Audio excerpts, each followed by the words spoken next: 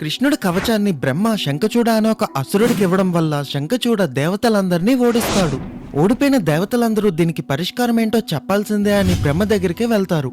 అప్పుడు బ్రహ్మ వాళ్ళకి ఇలా చెప్తాడు, శంఖచూడ ముందు జన్మలో కృష్ణుడి మిత్రుడైన సుధాముడు, కానీ రాధ పెట్టిన శాపం కారణంగా తను శంఖచూడ అనే ఒక అసురుడి కింద జన్మించాడు. శంఖచూడాన్ని చంపడం కేవలం శివుడి వల్ల మాత్రమే అవుతుంది అని చెప్తాడు. దాంతో అందరూ కలిపి శివుడి దగ్గరికి వెళ్లి సహాయం చేయమంటారు. అప్పుడు శివుడు, నేను శంఖచూడాన్ని చంపుతాను, కానీ కృష్ణుడి కవచం శంఖచూడ దగ్గర ఉన్నంత వరకు నేను మాత్రం ఏమీ చేయను అని చెప్తాడు. అప్పుడు దేవతలందరూ విష్ణుమూర్తి దగ్గరికి వెళ్లి సహాయం కోరితే విష్ణుమూర్తి ఒక పేద బ్రాహ్మణుడిలాగా శంఖచూడ వద్దకు వెళ్లి కృష్ణుడి కవచాన్ని ఎలాగోలా తీసుకొని తిరిగి వస్తాడు. అప్పుడు శివుడు రుద్రుడి రూపంలో శంఖచూడతో ఒక భయంకరమైన యుద్ధం చేసి శివుని త్రిశూలంతో శంఖచూడాన్ని చంపేస్తాడు. మళ్ళీ ఎప్పట్లాగే కోల్పోయిన ఇంద్రలోకాన్ని తీసుకెళ్లి ఇంద్రుడి చేతిలో పెట్టి ఇప్పుడైనా తిన్నగా చూసుకో అని చెప్తారు. కింద సబ్స్క్రైబ్ బటన్ కొట్టేసి అందరూ చెప్పండి, హర హర మహాదేవ.